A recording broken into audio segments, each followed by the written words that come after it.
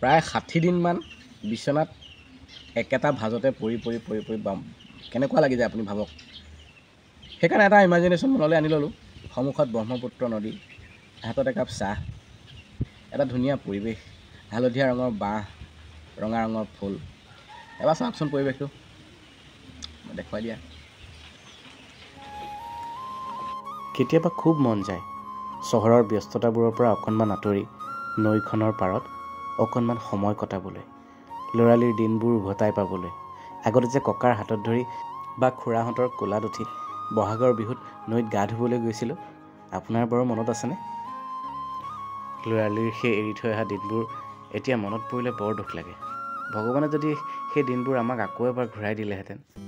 আমি আছোঁ ব্ৰহ্মপুত্ৰ কলিং নামৰ এখন ৰিজৰ্টত, এটা হাটত আছোঁ। গতিকে আহক হাটৰ ভিতৰতো এবাৰ চাই লওঁ কেনেকুৱা লাগে। কেমেৰা কৰা মানুহজনী ওলাই আছে দেই ইয়াতে। প্ৰায় 2 মাহ ধৰি ভাড়াঘৰৰ বিচনাখন আৰু থেৰাপি চেণ্টাৰটো, এই দুটা গন্তব্যস্থানতেই মোৰ জীৱনটো সীমাবদ্ধ হৈ গৈছিল।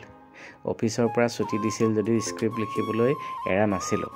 আৰু আপোনালোকৰ মৰমৰ বাবে আমি কমেডি ভিডিঅ'বোৰ, কমেডি কণ্টেণ্টবোৰ বনাই গৈছিলোঁ, যিখিনিয়ে মোক বহুত উৎসাহ দিছিলে। আৰু আপোনালোকৰ কমেণ্টবোৰে মোক বহুতখিনি সহায় দিছিলে। তাৰ বাবে আপোনালোকক বহুত বহুত বহুত ধন্যবাদ যে মই মোৰ নিজৰ মনটোক পজিটিভ কৰি ৰাখিব পাৰিলোঁ। আৰু প্ৰতিটো মুহূৰ্ততে তাইতো আছিলেই লগত। মোক খোৱা বোৱা, গা ধুৱাই দিয়া, কাপোৰ পিন্ধাই দিয়া, ক'ৰবালৈ লৈ যোৱা, ধৰি ধৰি ইফাল সিফাল কৰোৱা, এই সকলোতে আছিলে তাই। গতিকে 2 মাহ কণ্টিনিউ বিচনাত পৰি থকাৰ পাছত যেতিয়া গাড়ীখন নিজে চলাব পৰা হ'লোঁ, তেতিয়া আৰু এই গাঁৱলীয়া মনটোক বান্ধি ৰাখিব নোৱাৰিলোঁ। মুকলি পথাৰত মেলি দিয়া গৰু পোৱালিটোৰ নিচিনাকৈ ঢপলিয়াই গোটেইখন তহিলং কৰিলোঁ। আৰু শেষত আহি পালোহি এইকণ ঠাই। তাহানিৰ সেই গাঁওখন নহ'লেও অকণমান গাঁৱৰ আভাস এটাকে পালোঁ, ভাল লাগিল। ইমান ধুনীয়া লাগিছে ন পৰিৱেশটো। কোনোবাই যদি এগালমান পইচা পাতি দিয়া হ'লে ন, পিঠে ক'ৰবাত পাই যোৱা হ'লে, ৰাস্তাত যদি পইচা বেগ এটা পোৱা হ'লে, আমি ইয়াতে থাকিলোঁ হয়। কামো কৰিব লাগিব, ইয়াতো এনেকৈ আহিবও লাগিব ৰিফ্ৰেছমেণ্টৰ কাৰণে। বহুত ভাল লাগিছে জেগাটো। যিসকলে আহিব বিচাৰে এনেকুৱা জেগাত আহিব পাৰে। ৰিজনেবল প্ৰাইচত বহুত ধুনীয়া ঠাই। আমিয়ে বিচাৰি থাকোঁ এনেকুৱা ঠাই, কিন্তু বিচাৰি আজি পাইছোঁ। এনেই বা কিমান দাম দিব লাগে নহয়, পইচা দিব লাগে। তো মানে যাবলৈ মনটো গৈও আকৌ সেই পইচাকেইটাৰ কথা ভাবি পেলাই ৰৈ যাওঁ ন। বেছি দূৰ নহয়, গুৱাহাটীৰ পৰা 14 কিলোমিটাৰ হয়। ইয়াৰ পৰা 14 কিলোমিটাৰ নহয়, ইয়াৰ পৰা নাৰেংগীলৈ 9 কিলোমিটাৰমান হ'ব। তো আমি বেছি দূৰত নাই, কামৰূপতে আছোঁ। আৰু বহুত ধুনীয়া। এইটো প্ৰমোচনেল ভিডিঅ' নহয় দেই, এইটো মালিকে গমেই নাপায় আমি যে ভিডিঅ' বনাইছোঁ, মালিকে গম নাপায় বা আমি সেইটো কৰিব বিচৰা নাই। কিন্তু এইটোহে ক'ব বিচাৰিছোঁ, কোনোবাই যদি এনেকৈ ৰিফ্ৰেছ কৰিব বিচাৰে ইয়ালৈ আহিব পাৰে। এটা ৰিজনেবল প্ৰাইজত, মানে এদিন থাকি পেলাই যোৱাকৈ এনেকুৱা এটা পৰিৱেশত পাৰি, মানে অপশ্যন আছে গুৱাহাটীতে। সেইটোহে জনাব বিচাৰিছোঁ, বেলেগ একো কথা নাই। বহুত দূৰ শ্বিলং তিলং যোৱাতকৈ ইয়াতে পাৰি, ইয়াতো পাৰি, খৰচটো কমি যায় বহুতখিনি। আৰু কিছুমান মানুহ গুৱাহাটীৰ বাহিৰৰ মানুহো আহিব পাৰে ধুনীয়াকৈ, কেতিয়াবা থাকিব বিচাৰে ন, আহি পেলাই চিটিৰ ভিতৰত থাকিলেও কি ভাল লাগে, কোনো ভাল নালাগে। মানে চিটি পৰিৱেশ যাক নালাগে, তেওঁলোকে এনেকুৱা পৰিৱেশত ধুনীয়াকৈ ৰিফ্ৰেছমেণ্টৰ কাৰণে একদম বেষ্ট প্লেচ। ধুনীয়া জেগা, নৈৰ কাষত, আৰু খাদ্যবোৰো ভাল। মানে নৰ্মেল ৰেষ্টুৰেণ্ট এখনতকৈ অকণমান প্ৰাইচটো বেছি হয়, কাৰণ চিটিৰ ওচৰত বস্তুবিলাক সহজতে উপলব্ধ। ইয়াততো অলপ দূৰৰ পৰা আনিব লাগে, গতিকে বহুত বেছিও নহয়, ৰিজনেবলেই প্ৰাইচটো। আৰু এনেকুৱা ৰিজৰ্টবিলাকত সচৰাচৰ দামটো অকণমান বেছি হয়, কিন্তু সেইবিলাকৰ তুলনাত ইয়াতে অকণমান কম দামটো। আৰু খাদ্যটো কোৱালিটিটো ভাল পাইছোঁ, বহুতখিনি হাইজেনিক হেল্ডি প্ৰডাক্ট। খোৱাটো টেষ্টি হয়। আজি মই কৈছোঁ, ৰাতিপুৱা আমলেট দিছে, আমলেটত ভিতৰৰ কুহুমটো নাই, সেইটো বোলে এগ হোৱাইট বুলি কয়। নাজানো আৰু এইবিলাক কিচিম কি ক'ব, তথাপিও ভাল লাগিছে। পৰিৱেশটো মানে আমি বিচাৰি থাকোঁ, গাঁৱলীয়া পৰিৱেশত আমি থাকি ভাল পাওঁ, যিহেতুকে গাঁৱৰে মানুহ। গাঁৱৰ পৰিৱেশত থাকি ভাল লাগে, চিটিৰ মাজত থাকি ইমান ভাল নালাগে। গতিকে এনেকুৱা পৰিৱেশ কেতিয়াবা মন যায়। আৰু আজি ছানডে'টো বন্ধ পাইছোঁ, 2 মাহৰ মূৰত গাড়ীখন চলাই আমি আহিছিলোঁ। নগাঁৱলৈ ঘৰলৈ যাবলৈ নোৱাৰোঁ, ইমান দূৰ ডক্টৰে ড্ৰাইভ কৰিব দিয়া নাই।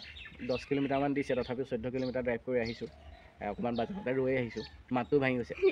এচিড খোৱা অভ্যাস নাই, এচিড খোলোঁ কালি, মাত ভাঙি গৈছে। তথাপিও ঠিক কৰিব লাগিব, যিহেতুকে এক্টিঙৰ কথা আছে।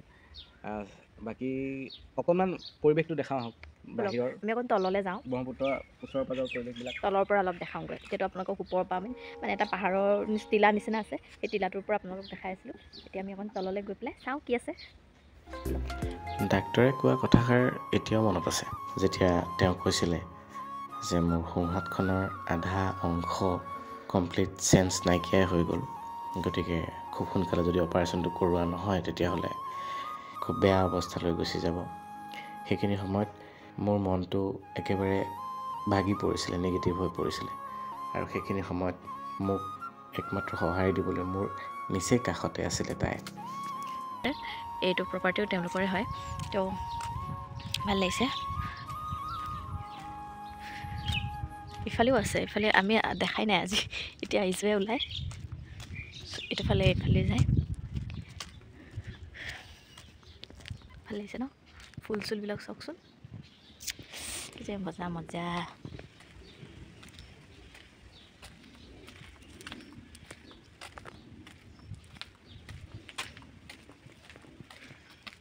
এইটো চাইডে একচুৱেলি বনাইহে আছে। এই বস্তুটো যে আপোনালোকে দেখিছে, এই নেটটো তেওঁলোকে এনেকুৱাকৈ ছিষ্টেমটো কৰিছে। ঘৰটোৰ ভিতৰতো আপোনালোকক দেখাইছোঁনে, সেইটো এইটো ছিষ্টেমতে তেওঁলোকে প্লাষ্টাৰ মাৰি দিছে। এই ছিষ্টেমটোতে প্লাষ্টাৰ কৰি এই ৱালবিলাক গাঁঠি দিছে। জাষ্ট এই যিটো অ'পেন হৈ থাকে, অ'পেন এৰিয়াটো গাঁঠি দিছে, কিন্তু ষ্ট্ৰাকচাৰটো প্ৰায় এনেকুৱা টাইপত বনাইছে। এইটোৱে যাতে থাকি ভাল লাগে। এনেকুৱা এটা পৰিৱেশ মোৰ দৰে চাগৈ আপোনালোকৰো প্ৰিয়, যিসকলে ব্যস্ত কোলাহলৰ পৰা অকণমান আঁতৰি নিজকে নিজৰ লগত কথা পাতিবলৈ সময় দিয়ে। তেওঁলোকৰ বাবে চাগৈ নৈখনৰ পাৰৰ এনেকুৱা এটা পৰিৱেশতকৈ বেলেগ বেষ্ট ঠাই আৰু একো নাই।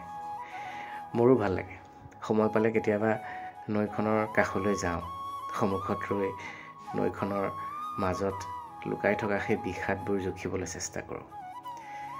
নিজৰ মনত খুদুৱাই থকা সেই প্ৰশ্নবোৰ নৈখনক সুধি চাওঁ। নৈখনে মাত্ৰ এটাই উত্তৰ দিয়ে, সময় গতিশীল, আৰু সময়তকৈ ডাঙৰ ঔষধ একো নাই। তেনেকৈ আমি আমাৰ মনত কষ্ট দিয়াজনকো ক্ষমা কৰি দিব লাগে, ক্ষমা কৰিবলৈ শিকিব লাগে।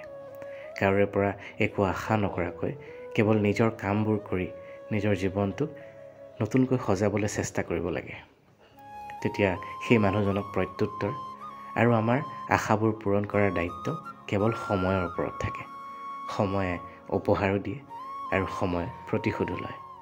গতিকে সকলো সময়ৰ ওপৰত এৰি দি নিজৰ জীৱনটো হাঁহিৰে সজাবলৈ শিকিব লাগে, এই ধুনীয়া ধুনীয়া ফুলবোৰৰ নিচিনাকৈ।